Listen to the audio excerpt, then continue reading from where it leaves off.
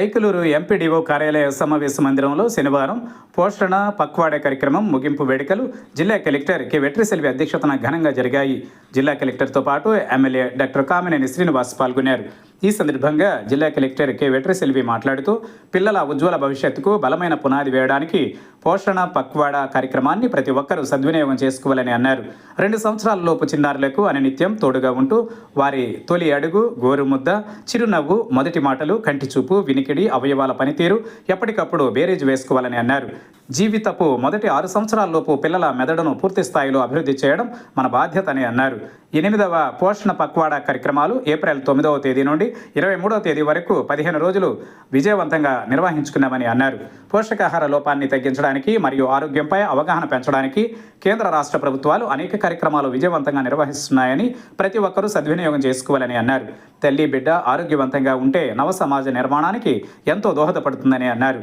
వ్యక్తిగత మరియు సమాజ స్థాయిలో పోషకాహార సంబంధిత ప్రవర్తనలో మార్పు తీసుకురావడం కోసం ఈ కార్యక్రమాన్ని అమలు చేయడంలో అధికారులు, సిబ్బంది శక్తివంచన లేకుండా పనిచేస్తున్నారని, ఈ అవకాశాన్ని ప్రతి ఒక్కరూ అందిపుచ్చుకోవాలని అన్నారు.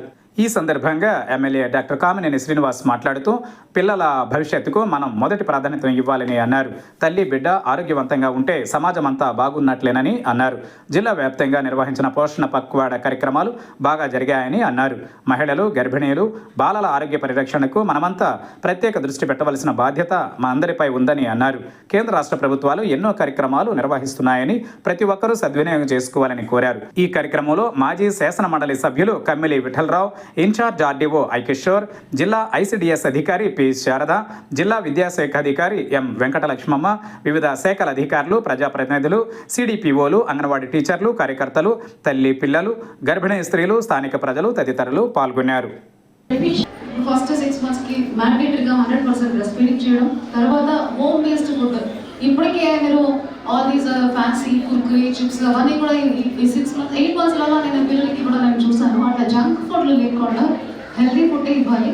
తల్లిని కూడా మిల్లెట్స్ ఎక్కువ ఉపయోగం చేయాలన్నది ఈ మధ్య కాలంలో చాలా రిపోర్ట్స్ కూడా చెప్తున్నది.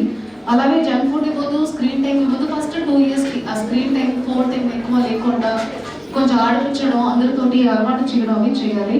సో ఇప్పటికే నేను ఆల్రెడీ చెప్పినట్టు మాటలు వస్తున్నాయా, 1 మాటలు 2 మాటలు ఎన్ని సెంటెన్స్ మాట్లాడగలరు అని చెప్పేసి డాక్టర్స్ అడుగుతారు. మాటల గురించి కళ్ళ ప్రాబ్లం ఏమైనా ఉన్నాయా, వినిపిస్తుందా, స్పీచ్ డిలే ఉందా, హియరింగ్ ఎయిడ్ ప్రాబ్లం ఏమైనా ఉన్నాయా, అవి కూడా మీరు తెలుసుకోవాల్సి ఉంటుంది.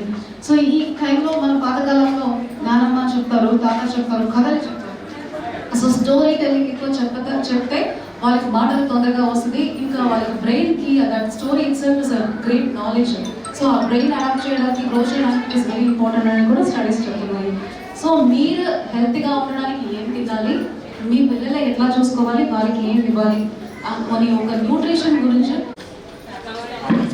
అందరికీ నమస్కారం.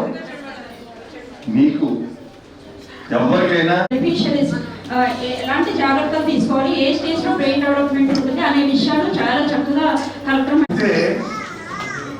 ఎంత తొందర అట్లాంటి అధికారుల్ని